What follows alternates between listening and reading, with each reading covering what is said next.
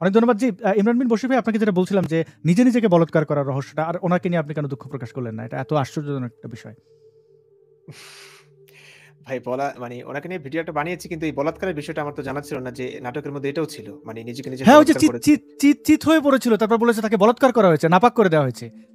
এই যে কেন চিত এটা হয়ে আপনি পড়ে। শোনেন নাই? ইমরান, আপনি এটা শোনেননি যে বলেছে যে একজন জিজ্ঞেস করেছে যে আপনাকে, মানে প্রশ্নটা ঠিক এভাবে ছিল, আপনি আমি নাপাক নাপাক হয়ে বলতে হ্যাঁ, বলতে কি নাপাক বোঝাচ্ছেন? কি বোঝেন? বলছে ও আপনারা আচ্ছা। কি বালেগ না? আপনাদের কি সব বুঝাইয়া বলতে হবে আমার সাথে কি করছে যার ফলে আমি নাপাক হইছি? এটা আপনি কেন জানেন না? এটা আমি ব্যথিত হইলাম। বুক ফেটে হ্যাঁ, যাচ্ছে। এখানে আমি ভাষাহীন, এখানে আর কি বলবো? মানে তারপরেও তো মানুষ সেই মানে ওনাদের কথাই বিশ্বাস করে। ওনারাই এই যে প্রত্যেক হুজুরকে দেখেছি এটা নিয়ে কথা বলতে। তারপরে এতবার করে যখন ধরা খেলো, একদম স্পষ্ট হলো, তারপরেও কিন্তু আলেমদের কথা কিন্তু থামে নাই। তারা কিন্তু অনেক কথাই বলেছে যে এটা ষড়যন্ত্র হতে পারে। এরপর মামুনুল হক সাহেব, হেফাজতের যে আমির, উনি কিন্তু স্পষ্ট করেছে যে না, মানে ধরা খাওয়ার পরে কিন্তু বলা হয়েছে ওনাকে তাবিজ করা হয়েছে, মানসিক সমস্যা আছে। এগুলোও কিন্তু নাই, এটা প্রমাণিত হয়েছে। কিন্তু এখন কথা হচ্ছে যে এই যে এতগুলো নাটক করলো, এত মিথ্যাচার করলো, এগুলোর কিসের জবাব? মানে এটা কিভাবে কি করবে ওরা? জবাবদিহিতা কে নিবে? এখানে আমাদের একজন কমেন্ট করেছেন, আচ্ছা, এখানে এই খবরের শিরোনামে লেখা আছে, জামা কাপড় না পরেই শুয়ে পড়লাম। মানে জামা কাপড় খুলেছেন, এটা কারণ ছিল এই বলাৎকারের করা, এবং আর নিজেই মানে নিজের পায়ে শিকল দিলাম। শিকল মানে যে দড়ি ছিল। এখন এখানে এটা থেকে একজন কমেন্ট করছেন যে তাহলে আশেপাশে কি এটা টিটু ভাই বুঝবেন যে ছাগলের খুঁটি টুটি থাকে, কাদার মধ্যে খাড়া থাকে, তো ওইরকম কিছু না, এখানে আসাদ ভাই একটা জিনিস দেখবেন যে আপনি যে ছবিটা দিয়েছেন ওইটার মানে প্রথম যে মানে উপরে যে ছবিটা, হ্যাঁ, এই ছবিটা সরালে কিন্তু একটা বিশেষ কিছু কিন্তু দেখা যায়। ওই যে মানে এক স্বীকার করেছে, হ্যাঁ, আসমানের দিকে আঙ্গুল তুলে আছে, হ্যাঁ, এটা কিন্তু আছে। আপনি ওটা কিন্তু অ্যাভয়েড করেছেন, হ্যাঁ, এটা আমি আপনাদের বুঝি তো, আপনাদের অনেক অন্যরকম ব্যাপার থাকে।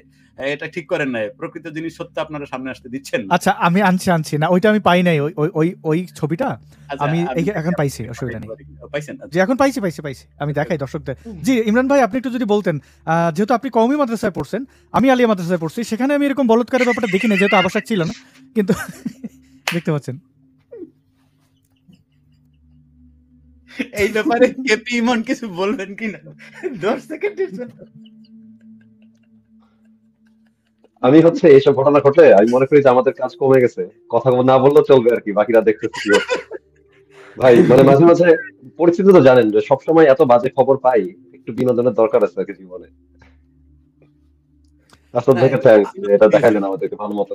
Thank you. আচ্ছা ইমরান ভাই, এরকম চেহারার লোক, আমি বর্ণবাদী আচরণের মানে ওইরকম কিছু না, মানে মাদ্রাসায় তো বলাৎকার হয়, হুজুররা বলাৎকার করেন, তাদের কি কোনো প্রেফারেন্স আছে? মানে কাদের দেখলে ভালো লাগে, বা এরকম কোনো চেহারার মানুষকে দেখলে বলাৎকার করবে? মানে তারা কি নিজেরাও নিজেদেরকে বলাৎকার করে? মানে অনেকগুলো প্রশ্ন, আমি জানি না। মাদ্রাসায় যত বলাৎকার হয় ভাই, একদম কচিকাঁচা বাচ্চা দাড়ি ওঠার আগ পর্যন্ত হয়। ইমরান, আমি একটু বুড়ো মানুষকে ইমরান, আমি এখানে একটা কথা বলতে হবে একটু। আসাদ ভাই, আপনাদের প্রশ্নটার জবাব একটু আমি দেই। মানে আমি সরি যে আসলে আমাকে অনেক মারাত্মক ধরনের ভিডিও দেখতে হয় আসাদ ভাই। আমার কাছে একটা ভিডিও এসেছিল এবং সেই ভিডিওটার ব্যাকগ্রাউন্ডে কথাও আছে এবং আমার দেখতে হয়েছে ভিডিওটা, I am sorry to say. সেটা হচ্ছে গিয়ে একজন যাকে ধর্ষণ করা হচ্ছে তার বয়স মনে করেন ওভার 65, এবং যে এই কাজটি করছে তার বয়স হচ্ছে 30 থেকে 35 এই পর্যন্ত দাঁড়ি, এবং সে ওই সময় এই কথাটি বলছে যে তুই আমার সাথে এই কাজ করেছিস যখন আমি বাচ্চা ছিলাম, এবং এটি একটি প্রতিশোধ পরায়ণ একটি ভিডিও। সুতরাং এই যে বয়স, দাড়ি ওঠা, এটা মনে হয় যে সবসময় কাজ করে না। ওই ভিডিওটা মানে আমি ভেরি সরি যে দেখতে হয়েছিল, এবং ইট ওয়াজ ভেরি, এটা যদি আপনি দেখেন তাহলে আপনার হার্ট খুব শক্ত হইতে হবে যে আপনি কেঁদে ফেলবেন না, বা আপনার মানে আপনি পরে ভাবতে পারবেন। ধর্ষণের মনস্তত্ত্বই কিন্তু না, ধর্ষণের মনস্তত্ত্ব কিন্তু পাওয়ার প্র্যাকটিস, তাই না? মানে যখন হুজুররা বাচ্চাদেরকে ধর্ষণ করছে, তারও কিন্তু কোন একটা পাওয়ার প্র্যাকটিসের কারণে সে করছে। সুতরাং ধর্ষণের টোটাল কনসেপ্টটাই পাওয়ার প্যাকটিসের, তো ওটাই হচ্ছে আর কি। এক্স্যাক্টলি, ওরা তো চেহারা দেখে কেউ ধর্ষণ করে না আসলে সাধারণত। এক্স্যাক্টলি। আচ্ছা, ইমরান ভাই, আমাকে আবার একটু যেতে হবে। যাওয়ার আগে কি আমি দু কথা বলে যেতে পারবো, নাকি আমাকে একটু সুযোগ দেওয়া হবে? আপনি কি কোনো খটকা লাগাতে চাচ্ছেন? না, খটকা লাগানো না, মানে আমি বলতে চাচ্ছি একটু আগে যে প্রশ্নটা ছিল, একটা প্রশ্ন প্রথমবার আসাদ ভাই দেখিয়েছিল, সেই প্রশ্নটার উত্তর দেওয়া হয়নি। সেটা বলেছিল আপনাদের অধিকাংশ দর্শকই হিন্দু, যদি আসাদ ভাই বলছে যে এটা মিথ্যা, কারণ হলো পুরোপুরি সত্য না। কারণ হিন্দুরা অভয় কমেন্ট করে, কিন্তু মুমিন নামধারীরা যদিও তারা আমাদেরকে সাপোর্টও করে, তারপরেও তারা কমেন্ট করে না। কিন্তু এটাও ঠিক যে হ্যাঁ, হিন্দুরা অনেকে বাহবা দেয় এই কারণে যে আমরা জাস্ট ইসলামের বিরোধিতা করি। আমি অন্তত আমার পক্ষ থেকে স্পষ্টভাবে জানিয়ে দিতে পারি যে আমাদের ইসলাম নিয়ে অ্যানালাইসিস এবং ইসলামের সত্য প্রকাশ কোনোভাবেই উগ্র হিন্দুত্ববাদকে উস্কে দেওয়ার জন্য না, তাদের সাপোর্ট দেওয়ার জন্য আমরা বলি না। সরি টু সে, আপনারা খুশিতে নাচলেও আপনাদেরকে খুশি করার জন্য আমরা করি না। আমরা এটা কেন করি? আমরা মুসলিমদের স্বার্থে করি।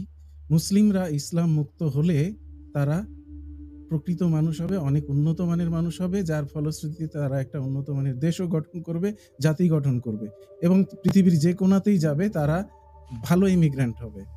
তাদেরকে খেদায় দেওয়ার জন্য বিভিন্ন জায়গা থেকে সবাই ব্যতিব্যস্ত হয়ে যাবে না, সেই কারণে করি। আর আরো একটা জিনিস জানিয়ে দেওয়া দরকার যে আমরা মুসলিম, এইটা কিন্তু আমাদের পূর্বপুরুষরা ইসলাম ধর্ম গ্রহণ করেছিল, এইটা নিয়ে আমি অন্তত অনুতপ্ত না, বরং আমি প্রাউড ফিল করি যে তারা সঠিক সময়ে সঠিক কাজটা করেছিল। সেই সময়ে তারা যদি ইসলাম ধর্ম গ্রহণ না করত, তাহলে তারা ওই জবন হয়ে থাকতো, নিম্ন বর্ণের হিন্দু হয়ে থাকতো, তারা লাঠি জুতা খেতেই থাকতো। এখনো যেরকম করা হয়, অচ্যুত করে হিন্দুদের কিছু সম্প্রদায়কে অচ্যুত ঘোষণা করে রাখা হয়, এবং তারা সেভাবেই থাকতো। কালোরা যেরকম একসময় দাস হয়েছিল, অনেক হিন্দুরা এইটা পারতেছে না বলে তাদের আক্ষেপ যে এখনো তারা এদেরকে তাদের নিম্নবর্ণের হিন্দু হিসাবে ট্রিট করতে পারছে না, এই হিসাবে তাদের অনেক আক্ষেপ আছে। তো সেটা বরং যদি সেই সময়ে আমাদের পূর্বপুরুষরা, আমি সেই অনেক আগের কথা বলছি, ব্রিটিশ আমলেরও আগের কথা বলছি, সেই সময় যদি আমাদের পূর্বপুরুষরা ইসলাম গ্রহণ না করত, আমাদের অবস্থা আরো খারাপ থাকতো। এবং আমি প্রাউড যে সেই সময় তারা ইসলাম গ্রহণ করেছিল এবং তারা এই নিম্নবর্ণের হিন্দু এইরকম একটা ক্যারেক্টার থেকে বের হয়ে আসছিল, তারা বর্ণপ্রথা থেকে বের হয়ে আসছিল। সো আমরা যা করি, অন্তত আমি যা করি, সেটা মুসলিমদের স্বার্থে করি, এবং আমরা চাই যে আমাদের দর্শক আরো মুসলিম দর্শকরাই বেশি থাকুক। কারণ যারা এই ইসলামের ভাইরাসে অ্যাটাক না, তাদের আসলে তাদেরকে তো আমরা এই ইসলাম থেকে বের করে আনার প্রশ্নই আসে না। তাদের জন্য আমাদের আসলে করণীয় খুব কম। আমরা চাই যারা এই ভাইরাসটা দিয়ে অ্যাটাক হয়ে আছে তাদেরকে মুক্ত করতে। সো আমাদের টার্গেট অডিয়েন্স ডেফিনেটলি হচ্ছে যে মুসলিমরা, আর হিন্দুত্ববাদীদেরকে খুশি করা আমাদের উদ্দেশ্য নয়। সুতরাং আমাদের অ্যানালাইসিস গুলোকে আপনারা ওই উগ্র হিন্দুত্ববাদের কাজে লাগাবেন না, এবং যেটাকে বলে আলটিমেটলি মুসলিম নির্যাতনের কাজেও লাগাবেন না। আমরা মুসলিম বিদ্বেষীও। ভাইয়ের এই কথা প্রেক্ষিতে আমি একটা ছোট্ট জিনিস অ্যাড করতে চাই, যে ধরেন আগামীকালকে যদি বাংলাদেশে বা যদি আমাদের মানে আগ্রহের জায়গার মধ্যে হিন্দু উগ্রত্ববাদের কারণে মানুষের ক্ষতি হয়, মানুষ অধিকার না পায়, আমরা হিন্দু উগ্রত্ববাদের বিরুদ্ধে যুদ্ধ করবো। এবং আরেকটা জিনিস কি, যে কালকে যদি নাস্তিকরা মনে করেন বাংলাদেশে 90% হয়ে গেল, তখন মনে করেন নাস্তিকদের অত্যাচারে বাকিরা টিকতে পারতেছে না, মুসলমানদেরকে টর্চার করতেছে, তখন আমরা নাস্তিকদের বিরুদ্ধে যুদ্ধ ঘোষণা করবো। পয়েন্ট হচ্ছে যে মানে যে একদম সকল অমানবিকতা, অসাম্য, এগুলো একদমই তাই। আরো আমার একটা ভিডিওতে ইভেন এটা বলেছি যে সায়েন্টিফিকলি এখানে আরেকটা কথা আছে জুয়েল ভাই, আরেকটা কথা আমি একটু বলতে চাই, সেটি হচ্ছে গিয়ে এই কথাটি বলাও হচ্ছে গিয়ে খুব জরুরি। এই যে ধরেন যারা নাস্তিকতার পক্ষে অ্যাক্টিভিজম করে, আমরা যদি সেটি সেই আরজ আলী মাতুব্বর থেকে শুরু করে আজকে পর্যন্ত, এই ধরেন হালের ইমরান বিন বশির, সাইফুল বাতেন টিন্টো, কেপি ইমন, আসাদ নূর বা রায়হান জুয়েল পর্যন্ত, আমরা কি আজ পর্যন্ত কখনো আমাদের হোল লাইফে, আমার মনে পড়ে না, আমি কারোর মুখে শুনিনি, আমরা কি কাউকে নাস্তিক হতে বলেছি? বা আমাদের কাউকে নাস্তিক বানানো কি আমাদের টার্গেট? বলেন তো প্রত্যেকে, আসাদ নূর, ইমন, রায়হান জুয়েল, আমরা কি কোনোদিন কাউকে বলেছি যে ভাই আসো নাস্তিক হও? আমাদের কি কাউকে নাস্তিক হওয়ার কোনো প্রসেসও নাই। আমি একটা মতাদর্শ বানাইছি, মানুষ যখন বলে যে এটা একটু প্রচার করেন, আমি বলেছি প্রচার করবো না। মানে আমাদের তো আগ্রহ নাই যে জিনিসটা প্রচার করে খাওয়াইতে হবে। এক্স্যাক্টলি তাই। আচ্ছা, আর কেপি ইমন ভাই, আপনাকে আমার ভীষণ ভালো লাগে। আর আরেকটা জিনিস আমি বলি, শেষ কথা, এখানে আপনার এরকম অভ্যাস আছে? আমার সব অভ্যাস আছে, কেপি ইমন ভাই জানে। কেপি ইমন ভাই, আপনার ভালো লাগে না? আপনার অনেক এখানে কিন্তু খুবই খারাপ একটা কাজ করে ফেললে টিটো ভাই, কিন্তু খুবই মানে হোমোফোবিক কথাবার্তা বলছে, এগুলো কিন্তু করা ঠিক না ভাই, এগুলো একদম করা ঠিক না। সবাইকেই ভালো লাগে, কি বলেন? অনেক ডাক্তার আছে একই ধরনের রোগীর ট্রিটমেন্ট করতে করতে ওই রোগীদের সিম্পটমও চলে আসে কিন্তু ডাক্তারের মধ্যে। তাতে একটু আসতেই পারে। ভাই আমার তো সবচেয়ে বেশি কথা আমাকে মনে কমেন্টে লিখতে হয়েছে সমকামিতা প্রসঙ্গে, যে সমকামী হইলে সমস্যা কি। আমি একটা কমেন্টে করি, ধরেন যে কেউ কমেন্টে বললো কি যে তুই কেন সমকামিতার পক্ষে কথা বললি, তুই তো গে। তখন আমি একটা কমেন্টে করি যে গে হলে সমস্যা কি, কারণ নিয়ম হচ্ছে যে আপনি কখনো ডিনাই করবেন না।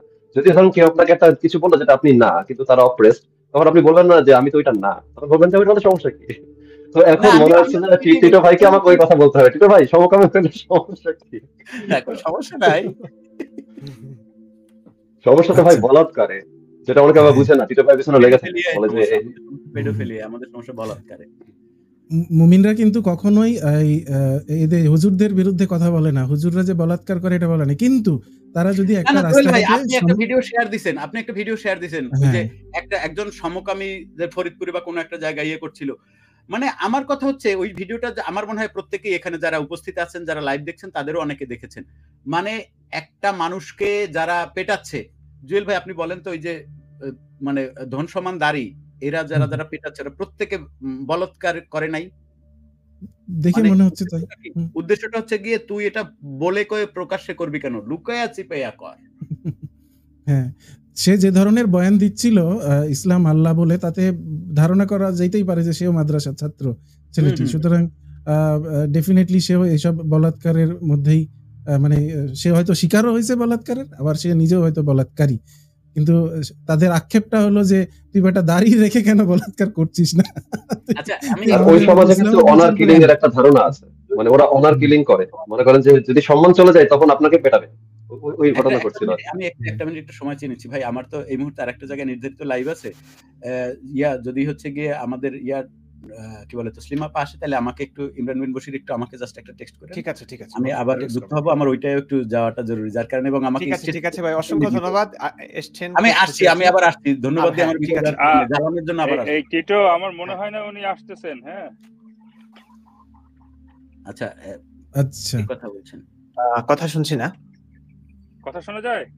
আসাদ নূরের কথা তো শুনতে পাচ্ছি। বিআই হ্যাঁ না, উনি বলতেন যে মনে হয় তসলিমা নাসরিন আসবেন না আজকে। টিটো ভাই আপনার জন্য। আসাদ নূর ভাই আপনার কথা শুনতে পাচ্ছি না, আনমিউট করে কথা বলবেন। হ্যাঁ হ্যাঁ হ্যাঁ ঠিক আছে, তাহলে আমরা এটা জানলাম। আর আমাদের মাঝে যুক্ত হবেন হাফেজ ইমরান, সরি হাফেজ এনাম ভাই। জি হাফেজ এনাম ভাই আমাদের মাঝে যুক্ত হবেন একটু পরেই। তাহলে আমরা টিটো ভাই আপনি তাহলে যেতে পারেন, মানে যে তসলিমা নাসরিন বোধহয় আসবেন না, এটা বোকা ইমরান জানালেন, উনি আমাদের এক বন্ধু। আচ্ছা, এবং আমি ফারাজ অর্ণবকেও লিংক পাঠিয়ে রাখছি। আমিও যেতে চাই, কিন্তু আমি আবার ফিরে আসবো কিছুক্ষণের হ্যাঁ, মধ্যে। আসিফ ভাই ফিরে আসবেন, হ্যাঁ যে আসিফ ভাই ফিরে আসবেন, আপনারা যান ঘুরে আসেন, মানে এই জন্য বিয়ে করা উচিত। আরেকটা জিনিস জানা, এই যে আসিফ ভাই কোকা-কোলা খাচ্ছেন, আপনি তো মানে আপনি এই যে জাহান্নামে যাওয়ার আপনার যতটুকু বাকি ছিল, এটা পুরো একটা মানে একদম এই যে আবার কোকা লুকায় খাইলে কাজ হবে না, আমরা বুঝতে পারছি ওটা কোকা-কোলা, কাম হইব না। লুকায় লুকায় ইহুদিদের এইভাবে পয়সা দেন আসিফ ভাই। ভাই তাহলে আপনারা থাকেন, আমি আসছি আবার একটু পরে। হ্যাঁ থ্যাংক ইউ। ঠিক আছে। আচ্ছা হ্যাঁ, দর্শকদের জানাইতে চাই যে দেখেন আমাদের মধ্যে সবাই একসাথে আছি, এই যে এক ফ্রেমে আমরা এই মানুষগুলো আছি, এটাও কিন্তু একটা আতঙ্ক, মুমিনদের জন্য আতঙ্ক। আমরা কিন্তু এটা ধরে নেবেন না যে আমরা এখানে যারা আছি সবাই সব বিষয়ে একমত। আমাদের মধ্যে না চরম রকমের অমিল আছে, গরমিল আছে, এত কিছু সত্ত্বেও একজনের সাথে অনেকের মতের অমিল আছে এবং একেবারে হয়তো দেখা যাবে যে বিরোধী পর্যায়ের অমিল, তারপরও আমরা যে এক ফ্রেমে আছি, একসাথে কথা বলছি, এই যে 2 ঘন্টা পার করে ফেলেছি, কেউ কারো এখনো মাথা ফাটায়নি। হ্যাঁ, এইটাই কিন্তু একটা বিশাল মেসেজ মুমিনদের জন্য। এবং সবচেয়ে বড় কথা ভাই, আমরা যা করি তা থেকে মানে মানুষ কিভাবে শেখে, মানুষকে কিন্তু কথা বলে কাজ করে বা বই পড়া শেখানো যায় না, মানুষ শিখে হচ্ছে দেখে দেখে। ধরেন যে আমরা যারা হচ্ছে যে বিষয় নিয়ে কথা বলতে আসছি, আচ্ছা টিটো ভাই মনে চলে যাচ্ছে, আমিও যাই, আবার চলে আসবো আমি, দেখা যায় আপনারা ওকে আধা ঘন্টা। ওকে সবাইকে হ্যাঁ কেপি ইমন ভাই, ঠিক আছে আপনি আসুন। হ্যাঁ কেপি ইমন ভাই, আপনার সঙ্গে আমার তো অনেক কথা আছে, পার্সোনাল কথা আছে, এবং অনেক মেয়েরা দেখি আমাকে বলে যে ভাই ওনাকে তো ভালো লাগে, তো কেমনে একটু কথাবার্তা বলি। আমি বললাম আমার সঙ্গে তো কথা কম হয়, তো এই ক্ষেত্রে কি করা যায় আসলে? আমি তো অন্য ঘটনা দেখি, আমি দেখি যে মেয়েরা বলে যে আপনার সাথে কথা বলে তারা খুবই বিমোহিত। ও মানে আমারটা আপনার কাছে গিয়ে বলে, আপনারটা আমার কাছে গিয়ে বলে। অন্তত একটা ঘটনা আমি জানি, যেখানে আমি তো সাধারণত মানুষের সাথে কথা বলার সুযোগ খুব একটা পাই না, দেখছেনই তো, মেসেঞ্জারও তো ঢুকি না। হ্যাঁ হ্যাঁ হ্যাঁ, তো আমি অনেকদিন দেখেছি। পরে 2-4 মাস আগে মনে হয় এক ভদ্র মহিলা আমাকে ওই যে লাইভের জন্য আমি সবাইকে ডাকছিলাম, তখন একটা লাইভ করবো। তো ওই সময় হচ্ছে আমাকে কল করছিল। তো বললো যে ইমরান ভাইয়ের সাথে তো মানে কথা বলতে হবে, বা আপনার নামে বুঝা আছে ক্রাশ খাইছে আর কি। ওর ক্রাশ না খাওয়ার তো কোনো কারণ নাই, কিন্তু যে আমি শুনলাম আপনি যে বলে- আবার আপনার কাছে আপনি বলে দেবেন নো স্ট্রিং অ্যাটাচমেন্ট, হ্যাঁ বইলা তো ওনার হ্যাঁ হ্যাঁ প্রেমটা প্রথমে আপনি কি করে বলবেন? না, প্রেম হবে না কেন, মানে যদি সম্মতিক্রমে নো স্ট্রিং অ্যাটাচ হয়ে প্রেম হয় তাহলে তো আরো ভালো। তাতে কারো কোনো পরে কোনো মামলা হামলা হবে না আর কি। কিন্তু প্রথমে ইমরান ভাই, আপনি হচ্ছে আগে এটা বলেনি যে আম, অভিনন্দন ভাই, মানে এটা আমরা জানতাম যে হচ্ছে, ধন্যবাদ ভাই। কিন্তু তারপরও মানে এটা বলতে ভালো লাগে, দেখতে ভালো লাগে। এবং আমি যেটা হচ্ছে মনে হয় জুয়েল ভাই বলতেছিলেন যে 1 লাখ থেকে, টিটো ভাই বলতেছিলেন 1 মিলিয়নে চলে যাবে। অবশ্যই যাবে, না যাওয়ার কোনো কারণ নেই। সবচেয়ে বড় কথা হচ্ছে যে কিছু কিছু ঘটনা ঘটলে আমার মনে হয় কি যে অন্তত ওই দিকে আর মনোযোগ দিতে হবে না, এরকম আর কি। যে ধরেন একদম প্রথমে যখন আসিফ মহিউদ্দিন ভাই শুরু করছিলেন ওনার কাজ, নিশ্চয়ই আপনি এটা ফিল করছেন যে জি মনে হচ্ছে কেউ নাই, কোথাও কেউ নাই, সব আমারে করতে হবে, যা করবো আমারই করতে হবে। তারপর যখন মনে করেন আপনি দেখলেন যে আসাদুর ভাই এসে কিছু বিষয় নিয়ে কথা বলা শুরু করলো, নিঃসন্দেহে আপনার কিছু চাপ কমলো মনে হলো, যারা তো দেখতেছে এগুলা। তো যখন ইমরান ভাই এগুলা বলা শুরু করলো, তখন মনে হলো যে ওকে, তাহলে আমার মনে হয় ধর্মটার মনে কথা না বললেও চলবে আপাতত, কারণ মানে হুজুর চলে আসছে আর কি। এই জন্য আপনাকে বিশেষ ধন্যবাদ। এবং এই ক্ষেত্রে হচ্ছে আমি একটা জিনিস যোগ করতে চাই, যে সবচেয়ে দুঃখের ব্যাপার হচ্ছে যে মানে মাসুদ ভাই তো আমাদের মধ্যে এখন নাই। আর এটা যত দ্রুত সম্ভব ওনাকে আমাদের মাঝখানে ফিরে পাইতে হবে আর কি। আর দায়িত্বশীলতার সাথে আমাদেরকে আর কি কাজ করে যেতে হবে, আমরা হয়তো করতেছিও।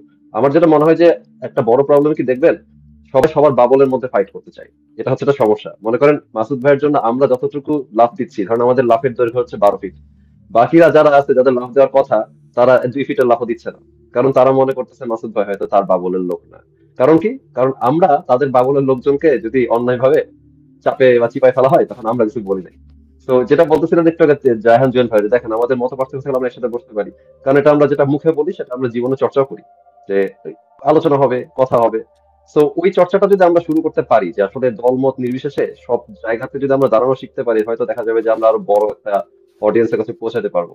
কিন্তু যত আপনি বিভাজন করবেন দেখবেন যে শক্তি কিন্তু আসলে আমাদের তো কমবেই। বিভাজন শুধু হয় না কাদের, যারা মনে করেন আদর্শবাদী মুমিনের দল, ওদের মধ্যে বিভাজনের সংখ্যাটা একটু হলেও কম মনে হয়। দেখেন না যে একজন আরেকজনের দোষ কোথায়, ওই জায়গাতে তো হয়তো আমাদের যাওয়াটা বাকি আছে, এই জন্য আমরা সবাইকে টাচ করতে পারি নাই। তো অনেক গভীর মানে দুঃখের কথা দিয়ে শুরু করছে, যেন দুঃখ প্রকাশ করতেছে, কিন্তু আসলে না বলে তো উপায় নাই, সবসময় মাথায় এগুলোই ঘুরে এখন মাসুদ ভাইয়ের কাহিনীর পর থেকে। তো ক্ষমা করবেন আর কি। জি জি। আসলে মাসুদ ভাইয়ের জন্য আমরা সবাই ভারাক্রান্ত। শীঘ্রই ফিরবেন। মাসুদ ভাইয়ের ব্যাপারে মাসুদ ভাই একটা কথা বলতেন আমাকে সবসময়। আমি যেহেতু উনি ভারতে থাকেন, আমি জিজ্ঞেস করতাম মাসুদ ভাই ভারতের হিন্দুদের কি অবস্থা?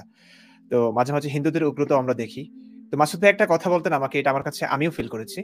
যে মাসুদ ভাই বলতেন, "দেখো হিন্দুরা উগ্র ছিল না, কিন্তু ওদের চারপাশের যে মুসলিমরা এরা উগ্রতা দেখাচ্ছে। এখন ওদের দেখাদেখিতে ওরাও উগ্র হয়ে পড়ছে। এটা খুব স্বাভাবিক।" আমিও মনে করি এটাই। আমি জানি আসাদ ভাই হয়তো হিন্দুদের প্রতি মানে একটু আক্রমণাত্মক হয়েছিলেন মাসুদ ভাইয়ের ইয়াটা। এটা খুব স্বাভাবিক, কারণ আসাদ ভাই কয়েকটা রাত ঘুমাতে পারেন নাই মাসুদ ভাইয়ের জন্য। মাসুদ ভাইকে আমরা কি পরিমাণ ভালোবাসি এটা আসলে বলে বোঝাতে পারব না। যারাই মাসুদ ভাইকে ব্যক্তিগতভাবে চিনেন, জানেন যে এই লোকটা কেমন। এতটা সহজ সরল, এতটা সৎ আমি আমার জীবনে খুব কম দেখেছি মানুষকে। তো সেই মানুষটাকে এভাবে মানে যাদের জন্য কাজ করছে তারাই আসলে ধরিয়ে দেওয়ার ব্যাপারটা, যদিও তারা অনুতপ্ত হয়েছে, কিন্তু তাদের তো একটু বোঝা উচিত ছিল যে এই মানুষটা আসলে কি করছে, তার অ্যাক্টিভিজম কি, আসলে সে এক্স মুসলিম শুনেই ধরিয়ে দিল, কমপ্লেন জানিয়ে দিল, ব্যাপারটা আসলে মানা যায় না। এই মাসুদ ভাই কিন্তু সবসময় বলতেন হিন্দুরা নির্দোষ, কারণ হিন্দুরা উগ্র যদি হয়েও থাকে মুসলিমদের কারণে হচ্ছে। কারণ আপনি দেখেন ভাই, মুসলিমরা ওদেরকে মারবার জন্য উৎপেতে আছে, ওই যে গাজওয়াতুল হিন্দের জন্য উৎপেতে আছে। এখন ওদের চারপাশে যদি ওরা যদি নরম থাকে তাহলে তো ওরা তো মারা খাবেই, মারা খাওয়ার জন্য রেডি থাকা তো এটা বোকামি। তো হিন্দুদের উগ্রতা যদি হয় মুসলিমদের ক্ষেত্রে, এটা অনেকাংশে মানা যায়, সহ্য করা যায়, কারণ মুসলিমদের উগ্রতা ঠেকাতে ওরা মানে মানে আক্রমণ মানা না গেলেও জিনিসটা লজিকটা বা মানে কেন হ্যাঁ যুক্তিতে হচ্ছে সেটা হয়তো বুঝতে পারছি, কিন্তু হ্যাঁ সমস্যাটা দেখেন এটা কিন্তু কোনো শেষ না। এটা হচ্ছে ওই যে গান থেকে কোট করতে হচ্ছে এখন, যে সবাই সবার চোখ তুলে নিতে থাকবে আর কি। এটা যদি চলে, ধরেন মধ্যপ্রাচ্যের সমস্যা কিন্তু এক্স্যাক্টলি এটাই, যে আপনার একটা পর্যায়ে গিয়ে আর থামা যায় না কেন, তখন বলে কি যে আমরা থামলে তোরা আমাকে মারবে, আর ওরা ভাবে কি আমরা থামলে ওরা আমাকে মারবে। এই যে একটা বিশ্বাসের জায়গার অভাব। শুধু সেটাই না, মানে শুধু যে হিন্দুদের, এখানে একটা পার্টিকুলার দলকেও দোষ দিয়ে পুরোপুরি লাভ নাই।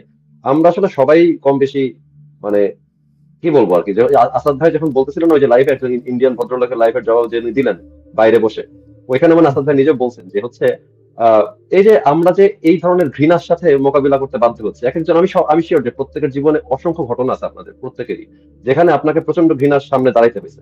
এই জিনিসগুলো কিন্তু মানুষকে পাল্টাতে থাকে, মনে হয় যে আমিও আস্তে আস্তে ওদের মতন হয়ে যাব।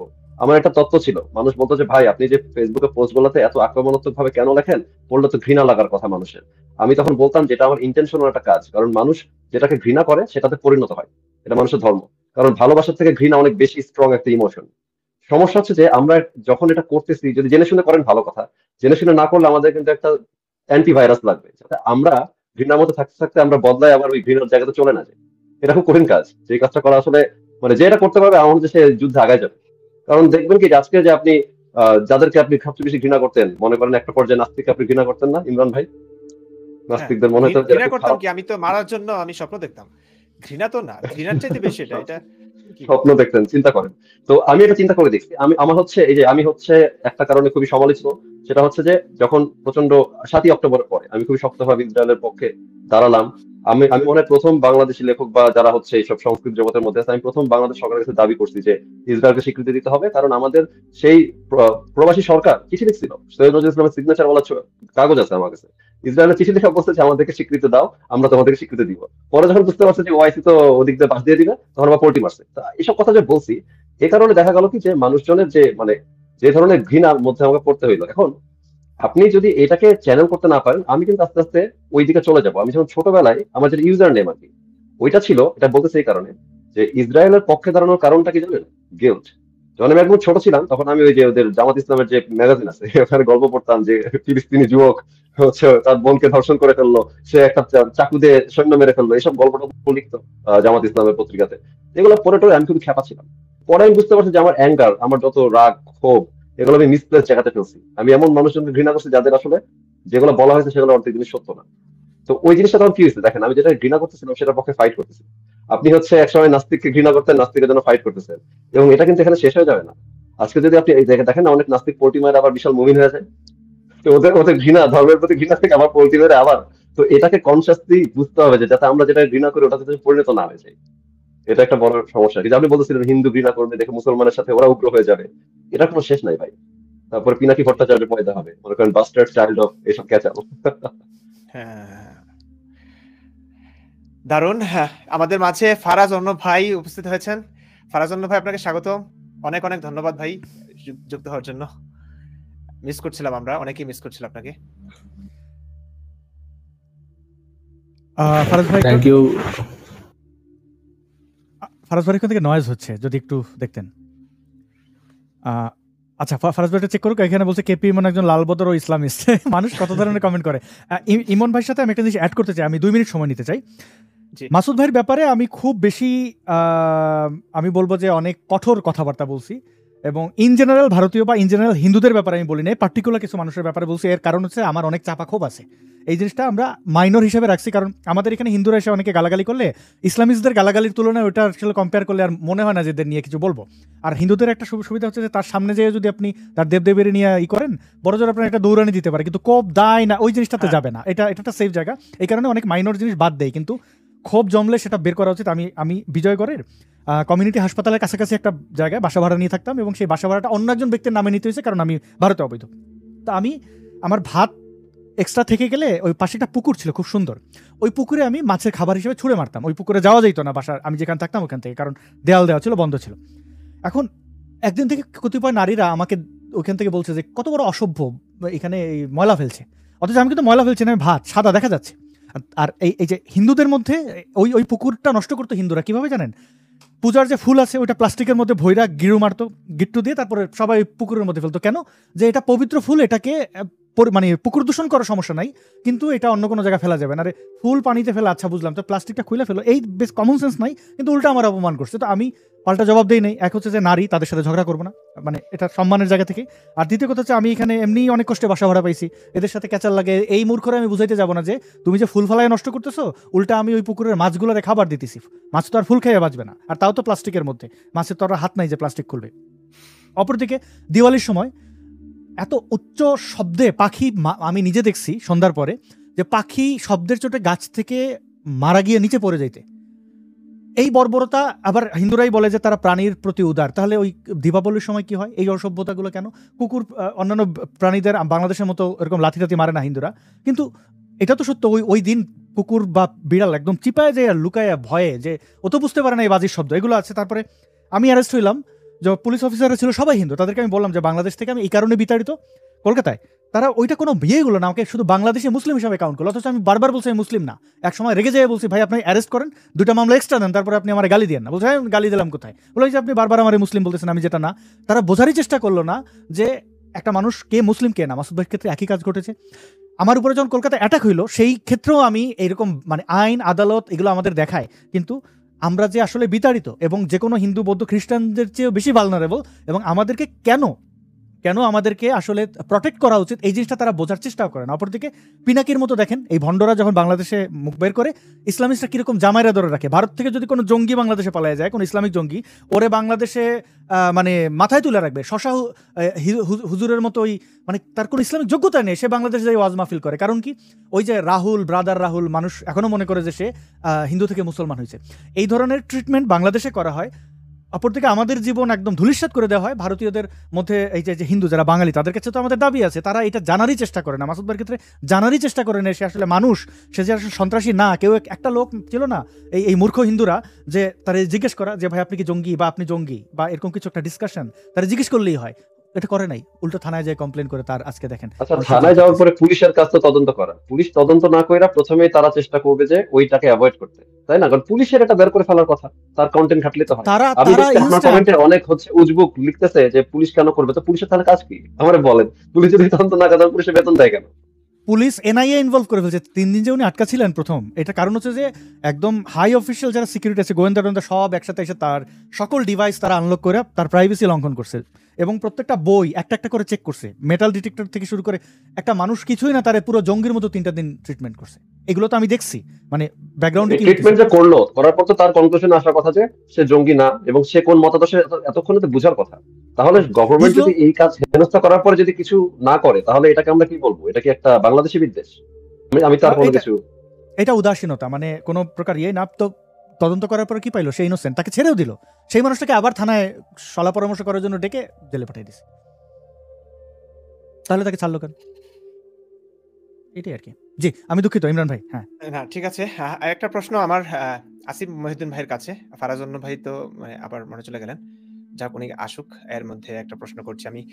আসিফ মহিউদ্দিন ভাই, এটা খুবই মানে ছেলেবেলার প্রশ্ন হতে পারে, কিন্তু আমার কাছে এটা খুব গুরুত্বপূর্ণ। দেখুন, আপনারা কল্পনা করতে পারবেন না যে কত জায়গায় যে আসিফ মহিউদ্দিন তৈরি হচ্ছে। হ্যাঁ, আপনাদের কাছে রিচও করতে পারেন না, কারণ আমি আপনাকে নক করতে ভয় পাই, কারণ মানে অফিস শেষে আপনি আবার লাইভ করেন, সংসার সামলান, সবকিছু মিলিয়ে আমি খুব বেশি প্রয়োজনীয় না হলে নকটক করি না, আমি এটা ভাবি।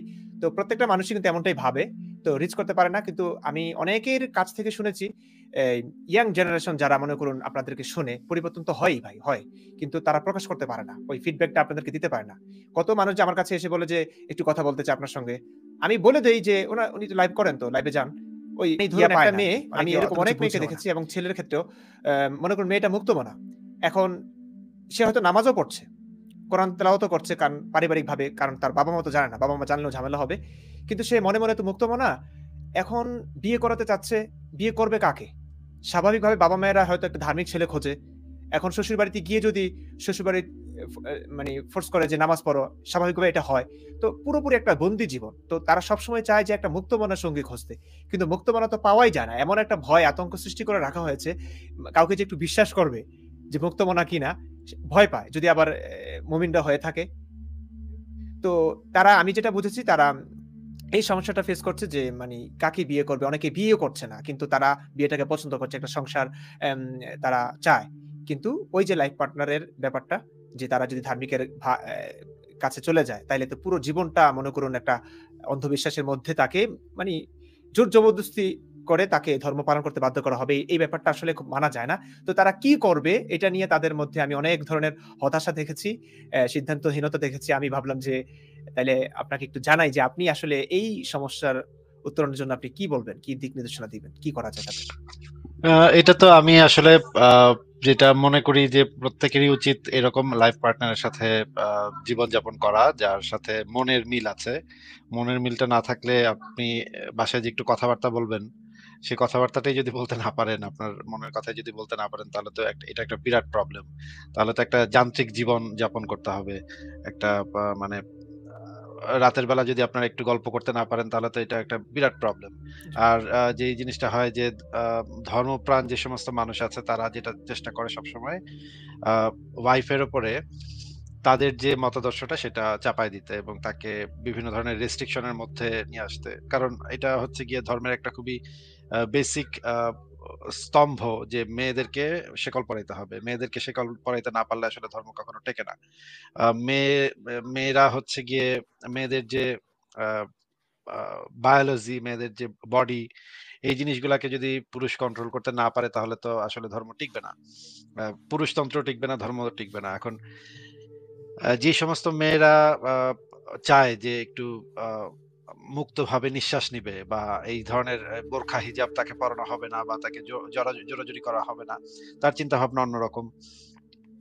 তাদের জন্য যেটা তারা করতে পারে যে যারা হচ্ছে গিয়ে অনলাইনে আমরা অনেক ধরনের ছেলেপেলে পাই। এখন সবার সাথে অনেক মুক্তমনা নাস্তিক হলেই যে একজন মানুষ ভালো মানুষ হয়ে যাবে সেটা কিন্তু আমরা কখনো বলি না। এমন হতে পারে যে একটা ছেলে নিজেকে নাস্তিক পরিচয় দিচ্ছে বা মুক্তমনা পরিচয় দিচ্ছে অনলাইনে, কিন্তু সেই ছেলেটা কিন্তু এমন হতে পারে যে সে একজন প্রতারক, সে একজন খারাপ লোক, এরকম হতে পারে। তো আপনারা যখনই এই ধরনের সম্পর্কের মধ্যে যাবেন তখন আগে অনেকদিন কথাবার্তা বলে আপনারা এই জিনিসটা যেভাবে আমরা ধর্মকে যাচাই করি ঠিক একইভাবে যাচাই প্রসিডিউরের মধ্যে দিয়ে যাবেন। দুজনকে পরস্পরকে চিনবেন। দীর্ঘ সময় কথাবার্তা বলার পরই একজন আরেকজনকে ভালো করে বোঝার পরই একটা রিলেশনশিপের মধ্যে যাবেন। হুট করে একটা সিদ্ধান্ত নিয়ে বা এই যে ইমরান ভাই এখন কত পপুলার, ইমরান ভাইকে দেখতেও কত ভালো লাগে, এখন গেলাম রিলেশনশিপে হুট করে। এতটা দ্রুত যাওয়ার দরকার নেই। কয়েকদিন একটু কথাবার্তা বলেন, একটা সম্পর্ক তৈরি করেন, একটা বন্ধুত্বপূর্ণ সম্পর্ক তৈরি করেন। অনেকটা সময় নেন। একজন আরেকজনকে ভালো করে বোঝেন, আরেকজনের পছন্দ অপছন্দ এই জিনিসগুলো ভালো করে বোঝেন। অনেক মানুষের অনেক খুঁটিনাটি ব্যাপার আছে যে জিনিসগুলা হচ্ছে, যেমন ধরেন আমাকে দেখে বা ধরেন ইমন ভাইকে দেখে অনেক মেয়ের ভালো লাগতে পারে, কিন্তু ইমন ভাইয়ের হয়তো এমন একটা ব্যাপার আছে যে জিনিসটা হয়তো আমার ভালো লাগবে না। সেটা অনেক গভীর সম্পর্ক, অনেক বন্ধুত্বপূর্ণ সম্পর্কের মধ্যে গেলে তখন এটা জানা যাবে যে এই জিনিসটা তার মধ্যে আছে যেটা আমার ভালো লাগতেছে না। তো এই জন্য আগে একটু একটা লম্বা সময় নিয়ে আলাপ করেন, বন্ধুত্ব করেন। একটা বন্ধুত্বপূর্ণ সম্পর্কের মধ্যে গিয়ে শেষে গিয়ে যদি আপনারা সম্পর্কটা করেন তাহলে মনে হয় ভালো। আর এই বন্ধুত্বপূর্ণ সম্পর্কটার মধ্যে দিয়ে গেলে এই জিনিসটাও ঠিক হয়ে যাবে। এই জিনিসটা বোঝা হয়ে যাবে যে সে আসলে নাস্তিক নাকি আবার কোনো একটা মুমিন, সে নাস্তিক সেজে এই কাজটা করতেছে। এটাও বোঝা হয়ে যাবে। আপনারা যখন একটা দীর্ঘ সময় একসাথে কথাবার্তা বলবেন তখন এই জিনিসটা ক্লিয়ার হয়ে যাবে। আসিফ ভাই, এখানে আমি একটা ছোট জিনিস অ্যাড করি।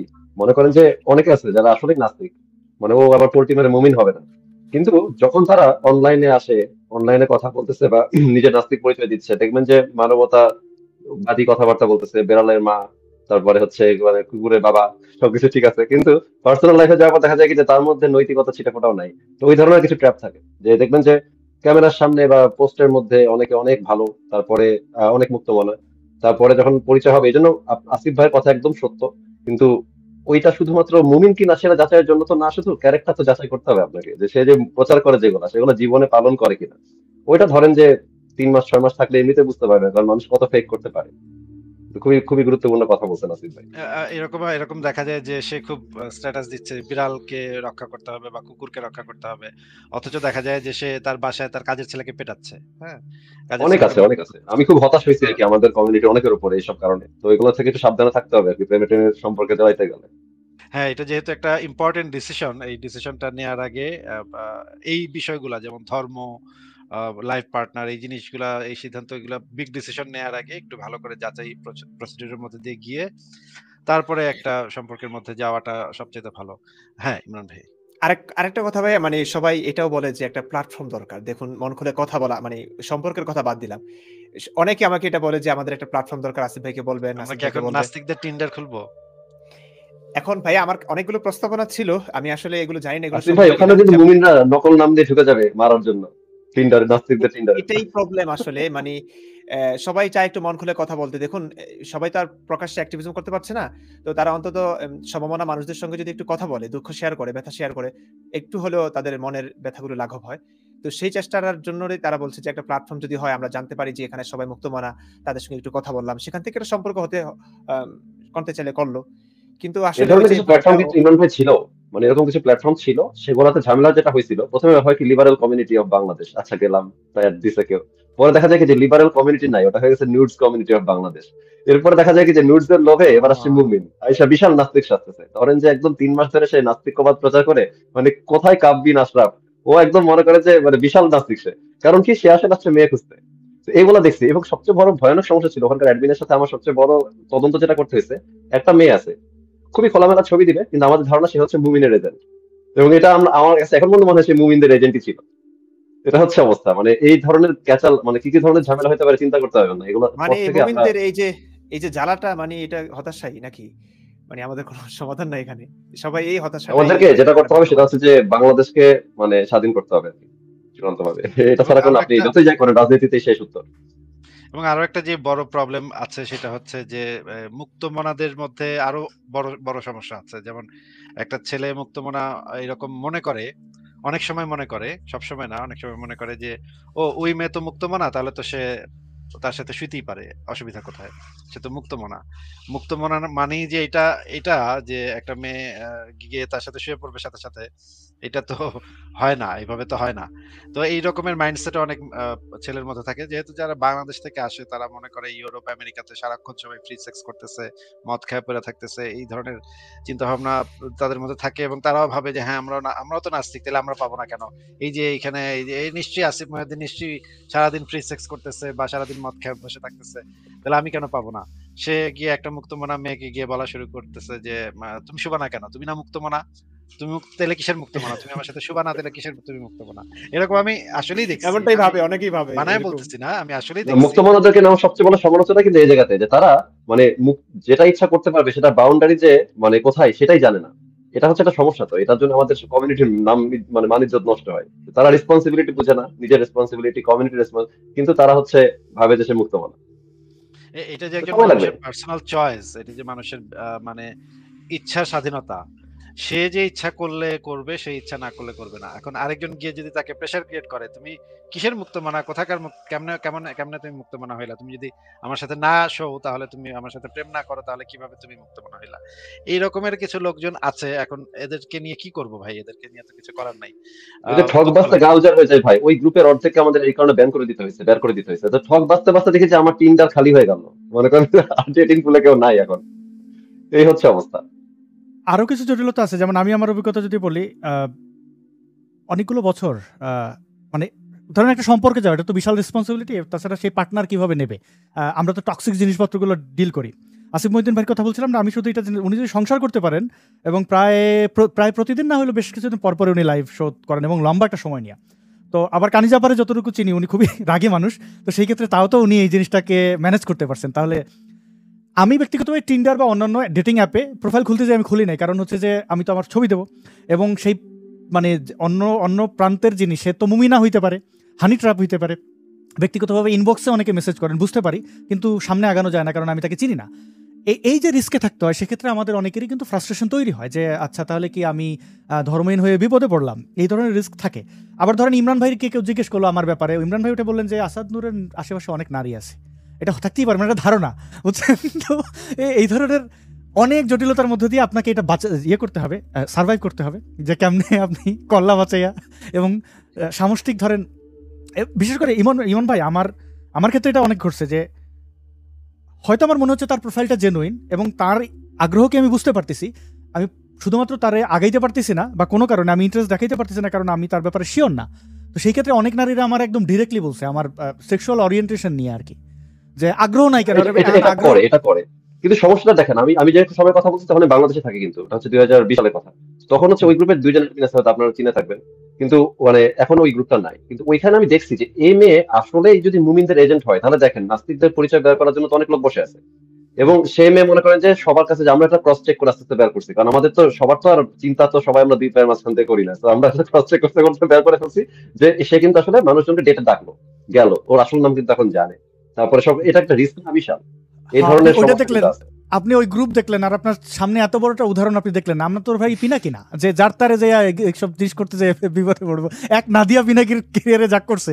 আচ্ছা আসিফ ভাই আপনি বলেন, তো প্রেমে পড়ার তো একটা, আচ্ছা যাক, কারোর ব্যাপারে আমি শরীর চেহারা নিয়ে মন্তব্য করবো না ভাই, মাফ করেন। এই জিনিসটা কিন্তু আমি একদম শুরু থেকে বলে আসতেছি যে নাদিয়ার পিনাকির দেখা হয়েছে এবং একটা রেস্টুরেন্টে তারা একসাথে খাইছে, এটার ছবি আমার কাছে আছে। এটা কিন্তু নাদিয়ার সাথে যখন আমার ইয়া হয়েছিল তখন কিন্তু আমি একদম শুরুতে বলছি। ওই ছবি কিন্তু আমি বের করি নাই, কাউকে কখনো দেই নাই, কিন্তু আমার কাছে কিন্তু সেই আগে সেই শুরু থেকেই ওদের একসাথে ছবি ছিল। সেই সময় নাদিয়া বলতেছিল অসম্ভব, আমি বিবাহিত পুরুষের সাথে কখনো আমি বিবাহিত পুরুষের সাথে প্রেম করি না, অসম্ভব। কিন্তু আমার কাছে কিন্তু সেই আমল থেকে ছবি ছিল দুইজনের একসাথে মানে একটা ফ্রেঞ্চ রেস্টুরেন্টে। আসল সমস্যা আছে ভাই, ওরা নিজেদের পার্সোনাল লাইফে কি করছে আমি এগুলো নিয়ে কখনো সাধারণত কথাবার্তা বলি না।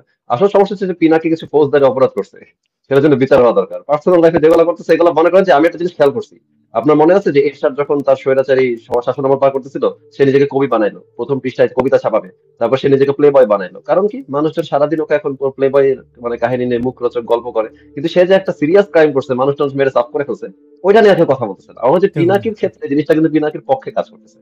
যত আমরা পিনাকিরে পচাই, কারণ কি এগুলো তো পার্সোনাল লেভেলের পার্সোনাল চয়েস, ওকে পচাইলে ওর কিচ্ছু হয়ে যায় না, এবং সে বলবে যে হ্যাঁ হ্যাঁ আমি তো এগুলো প্রমোটই করি। কিন্তু তার আসল অপকর্মগুলো আমরা কিন্তু খুব একটা কথা বলার সুযোগ পাই না, কারণ আসল কথা বলে আমরা এগুলা। হ্যাঁ, এই তো জিনিসটা অবাকই লাগে যে এই ইসলামিস্টদের কাছে এই জিনিসগুলা তারা এগুলাকে খুব একটা মানে পাত্তা দেয় না। এই যে মামুন কি মামুনুল মামুনুল হক। হক, মামুন হক। মামুনুল হক যে ধরা পড়লো, তারপরে আবু তোহা আদনান যে ধরা পড়লো, তারপরে যে আরো অনেকগুলা একই সাথে যে একটার পর একটা ধরা পড়লো যে এই কাজগুলা করতে গিয়ে। হ্যাঁ, কিন্তু তাদের ভক্তদের অনুসারীদের মধ্যে কোনো বিকার নেই এগুলো নিয়ে। তারা এগুলা আসলে এই মানে মানে মতাদর্শটাই এরকম যে আসলে এগুলো তো তাদের নবী করছে। এখন নবী যেখানে করছে সেখানে এই সমস্ত লোকরা করলে কি আর না করলে কি, এইগুলাকে আসলে তারা খুব একটা ইয়া মনে করে না। আমাদের মনে হয় যে হ্যাঁ, এটা ঠিকই বলছেন যে পিনাকিকে এই দিক থেকে ইয়া করাটা এক ধরনের তার জন্য শাপে বর হচ্ছে।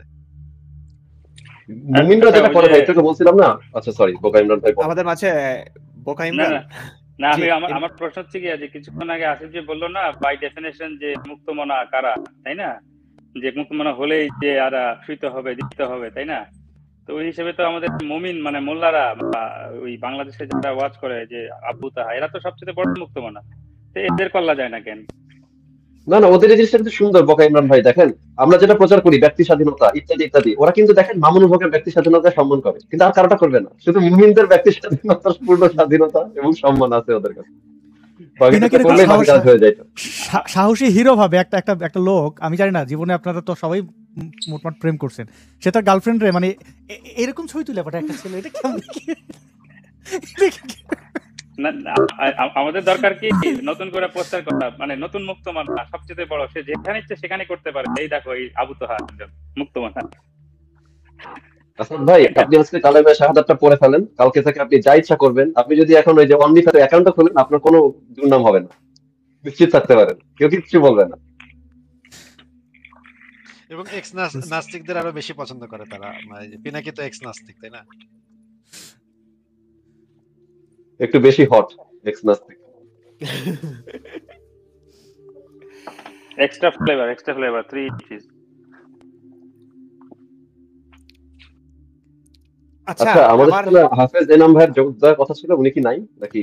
উনি উনি আচ্ছা আছে। একটু বলি, এনাম ভাইয়ের ফোনটা খুবই দুর্বল, এমনি ভাঙাচোরা, যাই হোক। তো উনি চেষ্টা করেছিলেন ঢোকার পরে, আবার ওনার স্ক্রিন অটো অফ হয়ে বের হয়ে গেছেন আর কি। তো ইমরান ভাই ওনাকে যদি একটু আপনার কাছাকাছি নিয়ে আসতেন, আমরা একটু তার সাথে কথা বলে নিই। এটা করা যায়। কোনো একদিন যদি আসাদ আমি- ভাই একদম আবার আগের মতন শুধুমাত্র হাফেজ এনাম ভাইকে ধরে নিয়ে আসেন, কারণ উনাকে তো আমরা এই যে ইমরান ভাইয়ের আলো ছটাতে অনেক সময় পিছনে থাকতে খুঁজে পাওয়া যায় না। ইমরান ভাই একদিন ক্যামেরাটা ধরেন, ধরে ওটাকে পাঠান, ওনার গল্পটা শুনি। ওটা একবার শুনছি কিন্তু অনেকদিন হয়েছে আর কি। আমাদের ফারাজ ভাই তো অ্যাড হয়ে বের হয়ে গেলেন। ফারাজ ভাই- ওনার আচ্ছা আজকে সবাই থাকলে আমি ভাবছিলাম একটা গুরুত্বপূর্ণ একটা প্রস্তাব রাখবো। আমি জানি না এটা মানে হবে কিনা। অনেকেই আমাকে বলেছেন, এটা মনে হয় টিটু ভাই আমাকে এই প্রস্তাবটা দিয়েছিলেন, এবং তারপরে দেখলাম অনেক মানুষ যারা খুবই বিচক্ষণ এবং চিন্তা করছেন বাংলাদেশটাকে বাঁচানোর জন্য, যারা স্বপ্ন দেখছেন প্রতিনিয়ত, অনেক জ্ঞানীগুণী মানুষ আছেন আসলে, আমাদেরকে শুনেন, আসিফ ভাইকে শুনেন, আসাদ ভাইকে শুনেন, আমাদেরকে শুনেন, তারা হয়তো কথা বলতে পারছেন না। আমি বিশ্বাস করি তারা অনেক বড় মাপের মানুষ, সত্যিকার অর্থেই তো ইসলাম আমাদেরকে এভাবে বন্দী করে রেখেছে, এভাবে কণ্ঠকে স্তব্ধ করে দিয়েছে। তো তারা চান যে আপনারা একটু, যারাই কাজ করছি আমরা, আসিফ ভাই তো আছেন, এসব মানে একটা বড় প্ল্যাটফর্মে যদি আমরা কাজ করতে পারি, মানে একটা টিভি চ্যানেলের কথা যদি বলেছেন ওনারা, এটা সম্ভব কিনা আমার ওই পরিমাণ ধারণা নাই, কিন্তু সকলের প্রচেষ্টায় যদি এটা সম্ভব হয়, আমার কাছে মনে হয় আজ হোক বা কাল হোক এটা হওয়া দরকার। কারণ পিস টিভি ছিল, ইসলাম নিয়ে কথা বলার অনেক টিভি চ্যানেল আছে। এখন তো টিভি চ্যানেলগুলো আমি বুঝি না ভাই, আমি এইগুলো খেয়াল করেন কিনা আসাদ ভাই, আসিফ ভাইরা, নিউজ চ্যানেলগুলোতে কিংবা বড় বড় টিভি চ্যানেলগুলোতে ওরা যে কি পরিমাণ গোজামিল দিয়ে ইসলামটাকে প্রমোট করছে, মানে এগুলো ভিউজের জন্য করে আমি জানি। মিডিয়া ছাড়া এসব গুজব ছড়ানো যায় না, গুজব ছাড়াতে মিডিয়া লাগে। হ্যাঁ, কিসের সঙ্গে সেটা কি আমাদের নাই। মিলিয়ে ভাই, মানে এত খারাপ লাগে তখন। তো আমাদের মনে হয় আসলে আমরা যেভাবে ইউটিউবে কাজ করছি, আরো বড় পরিসরে যদি আরো অ্যাক্টিভিস্ট আসতো আমাদের, আসলে অনেকে আছে, এটার জন্য হয়তো অনেক অর্থের প্রয়োজন, অনেক অর্থনৈতিক ইয়ার ব্যাপার স্যাপার আছে, কিন্তু আমার কাছে মনে হয়, আমি প্রস্তাবটা দিলাম, আপনারা যদি সকলে মিলে একটু ভাবতেন, বড় একটা টিভি চ্যানেল এই বিষয় সবসময়। নিয়ে আমি অনেকের সাথে কথা বলি, আমি আমার টেকটা দিই। যেটা করতে হবে মানে একদিন আগে অথবা পরে জিনিসটা এভাবে দাঁড়াবে যে আপনি, অনেকে বলে না যে আমাদের একটা গ্রুপ দরকার, এই দরকার সেই দরকার, এভাবে জিনিসটা দাঁড়াবে না। আপনাকে ওই যে, আপনি তো আরং এর কথা জানেন, আরংটা আসলে কি? আরং হচ্ছে আপনার মানে নন প্রফিট অর্গানাইজেশন কিভাবে চলে, যে আপনি একটা ব্যবসা করতেছেন, ওই ব্যবসার টাকা দিয়ে ও নিজে সাস্টেন করতেছে। তো ধরেন যে এই ধরনের যেসব প্ল্যানের কথা বলতেছেন, এগুলো আমাদের অনেকের মাথায় আছে, এটা কিভাবে ফিজিবল করা যায়, এটাকে নিয়ে অনেকভাবে আমরা চিন্তা করি। একটা উপায় হইতে পারে যে ধরেন আপনার একটা ইউনিভার্সিটি আছে, আপনার আছে ভোকেশনাল ট্রেনিং সেন্টার, আপনার আছে ছোটখাটো একটা ব্যাংক ইভেন্চুয়ালি, তারপরে আপনার হচ্ছে তখন আপনি একটা টিভি চ্যানেল দিলেন, কিন্তু কোনোটাই কিন্তু মুক্ত মানদের নামে না। ধরেন ওটার নাম বৈশাখী আছে না, আষাঢ়ে টিভি চ্যানেল, ধরেন কথা বললাম, আষাঢ়ে ভোকেশনাল মানে ট্রেনিং সেন্টার, আষাঢ়ে ইউনিভার্সিটি। এবং তখন হচ্ছে আপনি এগুলো নিয়ন্ত্রণ করতে পারবেন যে ওকে, যারা হচ্ছে আইডেন্টিটি লুকায় ভর্তি হইতে পারতেছে না, পড়াশোনা বন্ধ হয়ে যাচ্ছে, ভার্সিটি থেকে বের করে দিচ্ছে, তাদেরকে আপনি ভর্তি দিলেন। এরকম করে আপনি আপনাকে সেলফ সাস্টেইনিং ব্র্যাক আর আরং এর মতন কিছু একটা দাঁড় করা, এটাকে ম্যানেজ করতে হবে, যেটা অনেক লম্বা পরিকল্পনার বিষয়। কিন্তু আপনার কথা আমি পুরোপুরি একমত যে এটা অবশ্যই দরকার, কিন্তু ফিজিবল করার অনেক উপায়ও আছে, কিন্তু সেগুলো অনেক মানে দীর্ঘমেয়াদী পরিকল্পনা করতে হবে, এমন না যে হুট করে একটা টিভি চ্যানেল দিয়ে দিতে আলোচনা পারবেন। সাপেক্ষে হবে, তবে আমি প্রস্তাবটা রাখলাম, এটা করা যেতে পারে। আপনারা যদি সকলে একটু ভাবতেন, তসলিমা নাসরিন সহ যদি সবাই মিলে একটু ভাবতেন, আমার কাছে মনে হয় পথটা সহজ হতো আর কি।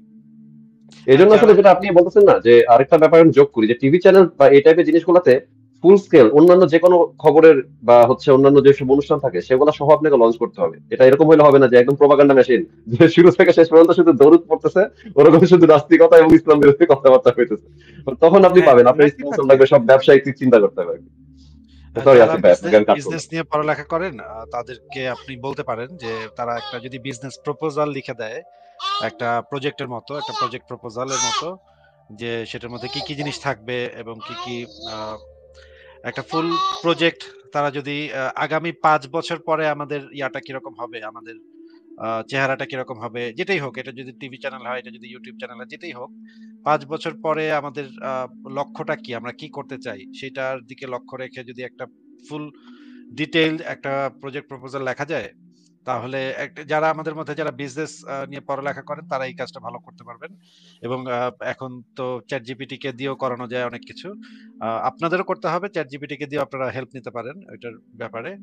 তো এটা যদি আপনারা এইভাবে লিখে পাঠাতে পারেন, তাহলে প্রজেক্ট প্রপোজালের উপরে ভিত্তি করে আমরা কয়েকটা প্রপোজাল থাকতে পারে, এরকম কয়েকটা প্রপোজাল আমরা একদিন বসে আলোচনা করে প্রত্যেকটা প্রপোজাল ফিউচারটা কি, কারণ হচ্ছে গিয়ে আমাদের আসলে 5 বছরের সামনের চিত্রটার দিকেই লক্ষ্য করতে হবে। যে দেখেন এখন কিন্তু টেকনোলজি চেঞ্জ হয়ে যাচ্ছে, এবং টিভি চ্যানেলের দাপট কিন্তু এখন আর নাই, এখন কিন্তু সোশ্যাল মিডিয়া কিন্তু টিভি চ্যানেলকে খেয়ে ফেলছে একদম। টিভিটা ইউটিউব চ্যানেল হতে পারে ভাই, মানে টিভি চ্যানেল শুধু একদম ব্রডকাস্টিং, আমি জাস্ট না ইউটিউব চ্যানেল হতে পারে বড়। পরে কি হবে সেটা কিন্তু আপনি জানেন না। এআই এর যে দাপট এখন শুরু হয়েছে, 5 বছর পরে আপনি দেখবেন যে টিভি প্রেজেন্টার যারা আছে, এআই টিভি প্রেজেন্টাররা তখন চলে আসবে, এবং তারাই খবর পড়বে। হ্যাঁ, সুন্দর সুন্দর মেয়েরা, এআই জেনারেটেড মেয়েরা এসে খবর পড়া শুরু করবে। এখন এই 5 বছর পরে কি হবে সেটার দিকে ফোকাস রেখে যদি আমরা এখন থেকে শুরু করি, তাহলে 2 বছর পরে আমরা এটাকে একটা প্রফিটেবল জায়গাতে নিয়ে যেতে পারবো, এবং যারা আমাদের সাথে আছে তাদেরও একটা ইনকাম হবে, এখান থেকে একটা ইনকাম হবে। এটা ইনকামের সাথে যুক্ত করা এটা খুব ইম্পর্টেন্ট, যে আমরা যে কাজগুলা করি সেটার সাথে ইনকাম যখনই যুক্ত হবে তখন মানুষ ডেডিকেশনের সাথে, এবং সময়টা যে এটা তো জি সময়ের একটা দাম দিতে হয়, প্রত্যেককেই তার সময়ের অবশ্যই দাম দিতে হয়। এটা একটা এমন না যে আমরা উদারভাবে দান করে দিলাম 1 ঘন্টা 2 ঘন্টা 3 ঘন্টা, এত সময় কারো নাই পৃথিবীতে কারো। আমি যে দেশে থাকি সেই দেশে আমার প্রতি ঘন্টার অনেক দাম। হ্যাঁ, বাংলাদেশের কেউ এই টাকা দিতে পারবে না আমাকে, আমার 1 ঘন্টার জন্য সেই টাকা দিতে পারবে না বাংলাদেশের বেশিরভাগ মানুষই। তো 1 ঘন্টা যে আমি একটা মুমিনের সাথে বসে বসে কথা বলতেছি, এই মুমিন তো চিন্তা করতে পারবে না যে আমি 1 ঘন্টায় কয় টাকা কামাই। এখন এই টাকার পুরোটা আমাকে না দিলেও এইটার যদি 10% 20% ও যদি আমি ফেরত পাই, তাহলে আমি নিজেকে অন্তত এই সান্ত্বনাটুকু দিতে পারি যে এই জি টাইমটা আমি একেবারে ওয়েস্ট করি নাই। হ্যাঁ, এই জন্য প্রত্যেককেই যারা এই কাজ করে তাদের কাজের একটা মূল্য দিতে হবে। এবং আমি এই জিনিসটা 2016 সালে আমি প্রথম বলেছিলাম যে আমাদের একটা মিটিং ছিল, বন্যা আপা ছিলেন সেখানে আমি প্রথম প্রস্তাব উত্থাপন করেছিলাম যে আমাদের যে কাজগুলা সেই কাজগুলোর পেছনে প্রত্যেকে যে কাজগুলা করবে সেটার পেছনে একটা পার আওয়ার স্যালারির মতো আমরা যদি করতে পারি তাহলে এটা একটা আহ, আমাদের উৎসাহটাও বাড়বে। কয়েকদিন পরে এই যে আমাদের মুক্তমনাদের সমস্যাটা কি, 1 বছর আপনি খুব কাজ করবেন, 1 বছর পর দেখা যাবে আপনাকে আর খুঁজে পাওয়া যাচ্ছে না, আপনি হারায় যাবেন 1 বছর পরে। কিন্তু আপনার যদি এটার সাথে আপনি যদি লং রানে এই কাজটা করতে চান তাহলে অবশ্যই আপনার সাথে এটার একটা অর্থনীতির একটা ব্যাপার এটার সাথে যুক্ত করতে হবে। দেখেন, ধর্ম কিন্তু এভাবে টিকেছে। ধর্ম কিন্তু শুধুমাত্র এই আধ্যাত্মিকতা, জান্নাতে যাবো টাবো এগুলো নিয়ে কিন্তু বসে থাকে নাই। এটার সাথে দেখেন ধর্মটা কি করেছে, এই ইসলাম ধর্মে কিন্তু এই জিনিসটা সম্পূর্ণ হারাম। কোরআন শিক্ষা দিয়ে টাকা নেয়া, ইসলাম শিক্ষা দিয়ে টাকা নেয়া সম্পূর্ণভাবে হারাম। কোরআনে হারাম করা আছে, হাদিসে হারাম করা আছে, নবী একদম স্ট্রিক্টলি নিষেধ করে দিছে যে ধর্ম শিক্ষা দিয়ে, কোরআন শিক্ষা দিয়ে কেউ কখনো টাকা নিতে পারবে না। এখন আহমদুল্লাহ হুজুর বলতেছে যে হ্যাঁ এটা কোরআনের আয়াতে আছে, হাদিসে আছে, কিন্তু আমাদের মুফাক্কাতারিন মুহাদ্দিসিন ওনারা সবাই মিলে একমত হয়েছেন যে আমরা টাকা নিতে পারবো। আরে নবী যেখানে হুকুম দিয়ে গেছে, তো একটা যদি ধনুকের পয়সাও নেয় তাহলে জাহান্নামের সেই ধনুক তার গলায় পড়বে, এটা মোহাম্মদ একদম সরাসরি স্ট্রিক্টলি নিষেধ করে দিয়ে গেছে। এই নবীর নির্দেশকে পাল্টায় ফেলছে হুজুরেরা। চিন্তা করেন, ইজমা কিয়াস করে কিন্তু নবীর নির্দেশ পাল্টানো যায় না। সারা পৃথিবীর সমস্ত মুসলমানও যদি একমত হয় তাহলে কিন্তু ইসলামের নবীর যে বিধান সেটাকে কিন্তু চেঞ্জ করা যাবে না। কিন্তু তারা দেখেন কত চালাক, এটাকে চেঞ্জ করে ফেলছে। হ্যাঁ, নবীর নির্দেশনা সত্ত্বেও চেঞ্জ করে ফেলছে। এবং এইটা পুরা কিন্তু এখনকার যে সারা পৃথিবীতে যে ইসলামের যে এত ছড়ায় গেছে, এটার পেছনে কিন্তু মূল ভূমিকা পালন করছে এই জিনিসটা। তারা নবীর নির্দেশ অমান্য করে হলেও এটা করবে, এবং এটাকে আপনারা কেউই থামাইতে পারবেন না। নবীর হাদিস যতই দেখান, কোরআন যতই দেখান। শুধু তাই না আসিফ ভাই, মানে বিজনেসে যদি দাঁড় করাইতে হয় তাহলে কিন্তু আপনাকে বিজনেসের মডেলেই দাঁড় করাইতে হবে। মানে হ্যাঁ, একটা টিভি চ্যানেল কিন্তু, মানে ধরলাম যে সবাই অনেক উদার এবং সবার অনেক সময়, ধরেন ঘন্টায় দিনে 36 ঘন্টা সবার, তাও কিন্তু এটা দাঁড়াবে না। কারণ আমি এটা শুধু আমার কথাবার্তা দেখে তো না, আপনি দেখেন যতগুলা বিজনেস দাঁড়ায় আছে যারা খুব স্ট্রিক্টলি স্যালারি দিতে পারে, রেভিনিউ আর্ন করতে পারে, চাকরি ছাড়াই করে দিতে পারে, এমন না যে সবাই আবার ওই যে সাকিব আল হাসান আর কি, একবার ঢুকছে আর তার হইতে হবে না। তো সবাইকে হচ্ছে আপনার সবকিছু ফলো করতে হবে। আপনি পারফরমেন্স না করলে আপনাকে চাকরি থেকে বের করে দেওয়া হবে, আপনি না আসলে আপনার বেতন কেটে রাখা হবে। এই পুরাই স্ট্রাকচার ফলো করে কাজ করতে হবে। এখন তো আমরা করি হচ্ছে মনে করেন বিবেকের তাড়নায় বিজনেস হবে না, হ্যাঁ, আমি টাকাটা সেটাই আসবে ওখানে। বলছি যে এটা যদি আমরা প্ল্যান একটা করতে পারি। আমি অনেক বছর আগে এই ধরনের একটা প্ল্যান করেছিলাম, কিন্তু আমাকে কেউ আমার ডাকে কেউ সাড়া দেয় নাই আসলে।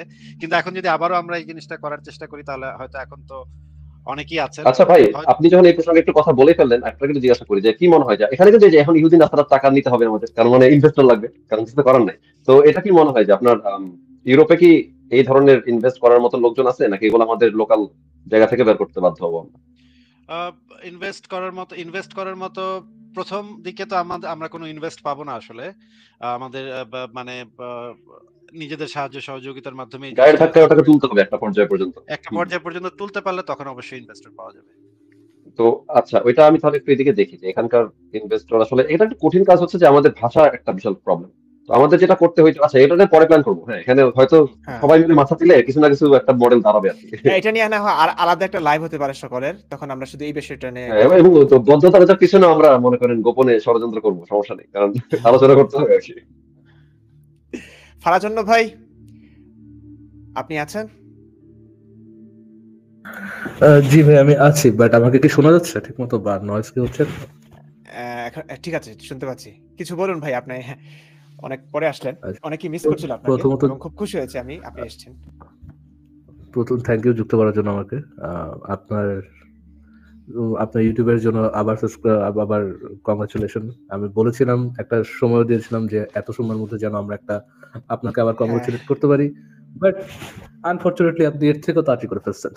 এটার জন্য আপনাকে অসংখ্য ধন্যবাদ, কংগ্রাচুলেশন। আপনি যে কাজগুলো চালা যাচ্ছেন, আপনারা যে ভিডিওগুলো বানাচ্ছেন, সবাই মিলেমিশে যে ভিডিওগুলো বানাচ্ছেন, খুবই অ্যাট্রাকটিভ। এমন না যে ওইটা একটাও স্কিপ করার মতো স্কিপ করা যায়, জাস্ট বিকজ এমন না যে সবাই আছে এই জন্য। ওইটা স্ক্রিপ্ট রাইটিং, ওইটার কন্টেন্ট কোনোটাই মিস করার মতো না, প্রত্যেকটাই অসাধারণ।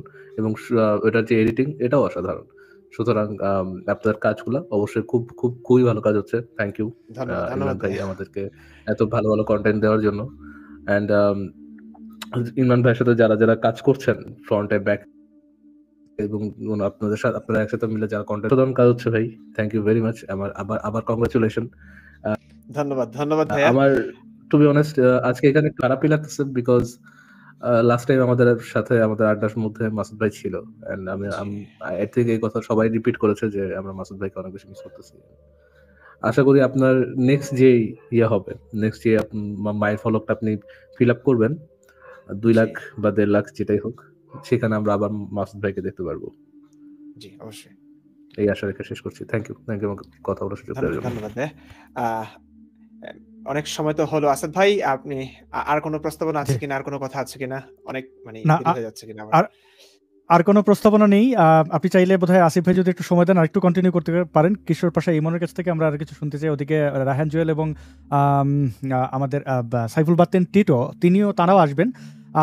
আমার একটু প্রশ্ন আসিফ ভাইয়ের কাছে আছে। আসিফ ভাই, আপনি যদি আমাকে একটু এই বিষয়টা জানাইতেন যে বর্তমানে বাংলাদেশে তো সংকট আরো বাড়তেছে। আওয়ামী লীগ সরকারের আমলে আমরা এক ধরনের নির্যাতনের মধ্যে ছিলাম, এখন তো ইউনুস গ্যাংয়ের অবস্থা খুবই ভয়াবহ। তো ভবিষ্যতে আপনি কি দেখেন যে এই যে মুক্ত চিন্তা বা এই যে চিন্তার মুক্তির আন্দোলন, ধর্মীয় অসারতা, এই বিষয়ে যারা সংগ্রাম করছেন, তাদের সংখ্যাটা কতটা বাড়বে? বিশেষ করে যে মুফতি ইমরান বিন বশির ভাই একটা বিষয় নিয়ে কাজ করছেন, আরো বেশ কিছু নারী আমাদের সাথে যুক্ত হবেন, আরো অনেক মুফতি যুক্ত হবেন, এই জিনিসটা আমরা এটার মধ্যে দিয়ে আছি আর কি।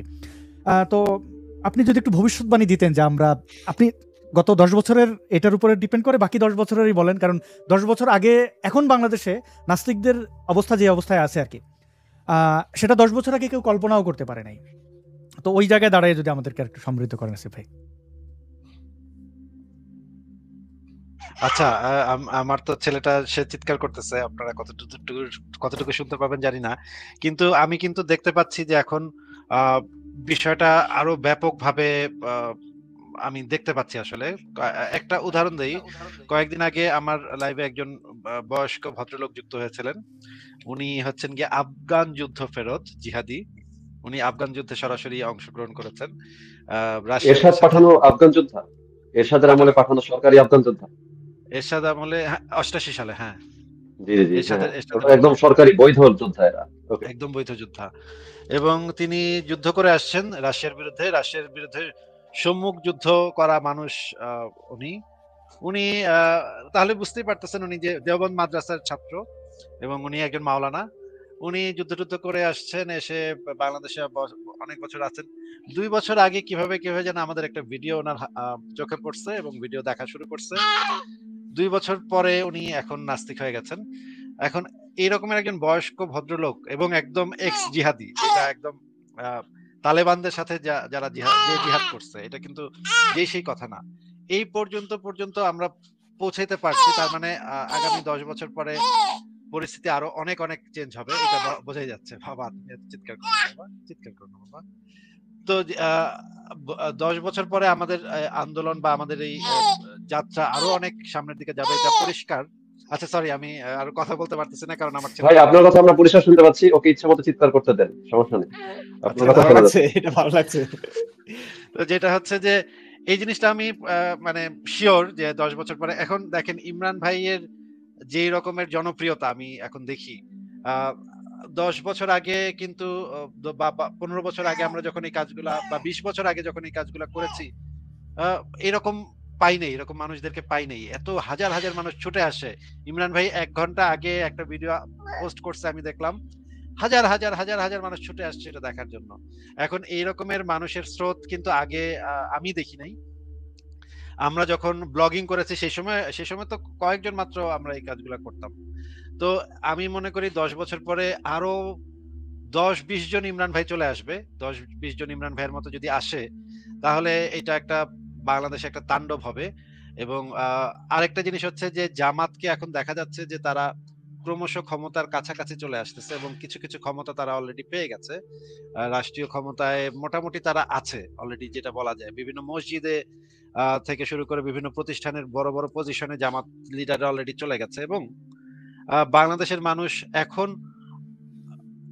মানে হচ্ছে গিয়ে সেই পাকিস্তান আমলে জামাতের কিছু মন্ত্রী ছিল, জামাতের কিছু এমপি ছিল, কিন্তু এরপর থেকে কিন্তু জামাতের সেরকম কোনো প্রভাব বাংলাদেশে ছিল না। এখন যদি বাংলাদেশের মানুষ সরাসরি এই জিনিসটা দেখে যে মেয়েদেরকে তারা কিভাবে বন্দি করবে, দেখেন বাংলাদেশের অর্থনৈতিক অবস্থা কিন্তু খুব খারাপ হবে। এই গার্মেন্টস এর কর্মীদেরকে যদি চাকরি বাকরি বন্ধ করে দেওয়া হয়, জামাত ক্ষমতা আসলে তো এটা করবে আসলে আলটিমেটলি, যদিও তারা এখন মুখে বলবে না, কিন্তু আলটিমেটলি করবে। তাদের চাকরি বাকরি বন্ধ করবে, তারপরে মেয়েরা যে স্কুল কলেজে যায়, স্কুল কলেজগুলো আলাদা করবে, ছেলে মেয়ে আলাদা করবে। এই জিনিসগুলো আস্তে আস্তে জামাত বা ইসলামপন্থী দলগুলো সেইটাই আসলে চায়, সেটা আসলে করবে। এই জিনিসটা বাংলাদেশের মানুষ যখন দেখবে সরাসরি, বাংলাদেশের মানুষ এখনো শরিয়া আইন চাই, আল্লাহর শাসন চাই এটা বলে, কিন্তু শরিয়া আইনের ভিতরে কি কি আছে সেই জিনিসগুলো 99.99% মানুষ জানে না। এই জিনিসগুলো যখন তারা সরাসরি দেখবে যে তাদের মেয়েদেরকে এই আচরণ করা হচ্ছে, তাদের মেয়েদেরকে স্কুলে যেতে দেওয়া হচ্ছে না, যেটা তালেবানরা করতেছে, মেয়েদের স্কুলে বোমা ফাটাচ্ছে, এই জিনিসগুলো যখন বাংলাদেশে চালু হবে, তখন বাংলাদেশের মানুষ আরো রিয়ালাইজ করবে ধর্মের যে অসারতা, ধর্মের যে মানে ভয়ঙ্কর রূপ, সেটা আরো ভালোভাবে বুঝবে। আমি মনে করি 10 বছর পরে আমাদের যে অবস্থান এটা আরো অনেক বেশি শক্তিশালী হবে। এমনকি আমি এটাও মনে করি যে 10 বছর যদি আমরা এই কাজগুলো চালাতে পারি, কারণ এই ক্ষেত্রে একটা প্রধান সমস্যা হচ্ছে অনেকেই এই কাজের সাথে যুক্ত থাকে কিন্তু পরে আর থাকে না। কিন্তু আমরা যারা এখন আছি তারা যদি এই কাজগুলো কন্টিনিউ করতে পারি 10 বছর পরে, আমি মনে করি বাংলাদেশে একটা বিরাট বিপ্লব আমরা ঘটাতে পারবো। আসিফ ভাইকে অনেক ধন্যবাদ। আমি এখানে একটা ফলো আপ কোয়েশ্চেন করতে পারি? অবশ্যই অবশ্যই করুন। কারণ আমার মনে হয় কি যে এই বিষয়ে আমার টেক কি, যে আমি যেটা বুঝতে পারি মানুষের ইতিহাস আসলে বারবার রিপিট হয় আর কি। আমার ধারণা হচ্ছে যে এই সব জায়গা থেকে বের হইতে হইলে আপনার ওই রকম একটা সরকারই লাগবে যে সরাসরি বলবে যে ধর্ম মানে চার স্টেট আলাদা করতে হবে, ধর্ম এবং রাষ্ট্র আলাদা, এটা যে মুখে বলে জনতুষ্টি করলে হবে না, যে মুখে বলে রাজনীতি করবে এরকম সরকারই লাগবে। অন্য কোনো পক্ষ, অন্য কোনো দল যত আপনি মনে করেন এর থেকে তো ভালো, ওর থেকে তো সে ভালো, জীবনেও আপনি পার্সিকিউশন থেকে বাঁচতে পারবেন না। যেই আসবে সেই পার্সিকিউশন করবে। এবং এইটার মধ্যে আসিফ ভাই যেটা বলতেছেন যে একমাত্র উপায় হচ্ছে গণজাগরণ, জনতা স্রোত ছাড়া কোনো কিছু আপনি এগুলো উদ্ধার করতে পারবেন না, যত ভালো কথাই বলেন। আর আসিফ ভাই যেটা বললেন একটু আগে যে মানুষকে দেখে শিখতে হয়, দেখে শিখতে পারে না, এদেরকে ঠেকে ঠেকে শিখতে হয়। যদি কালকে এসে আপনারা বলে কেউ একজন যে দেখো অমুক ধর্ম অনেক ভালো, আপনি কিন্তু ধর্মান্তরিত হবেন না। কিন্তু যদি আপনি নিজের জীবনে কোনো একটা পর্যায়ে গিয়ে মনে করেন যে আচ্ছা এই ধর্মটা তো ভালো, তাহলেই হবেন। তো এই বাংলাদেশের মানুষ আসলে মারা না খাইলে এটা শিখতে পারবে না, এটা কখনো শিখতে পারেও নাই কখনো কেউ। ধরেন যে এই প্রেশারে পড়তে হয়, সবাই তো আর আসিফ ভাইয়ের মতো চিন্তা করবে না, নিজের বুদ্ধি বিবেচনা করে সিদ্ধান্ত নিবে না। সাধারণ মানুষের সাথে চিন্তা করে না, ওরা হচ্ছে চাপে পড়লে একটা সিদ্ধান্তে পৌঁছায়। কারণ এই চাপটা যেটা আপনি বলছেন 10 বছরের মধ্যে যত বাড়বে, যত বেশি চাপ বাড়বে, তত হচ্ছে আসলে মুক্ত মানবদের জন্য বা এই আন্দোলনের জন্য আসলে আমার জন্য মনে হয় ভালো। শুনতে যদি মনে হবে যে কাউন্টার প্রোডাক্টিভ, বাট দুনিয়া এমনি চলে। পৃথিবীর ইতিহাস আমি যত পরে দেখছি গত 10,000 বছর এমনি চলছে মানুষ বা সমাজ। এটা থেকে আসলে বের হওয়ার কোনো উপায় নেই, আমাদের এই কষ্টটা আমাদের করতেই হবে।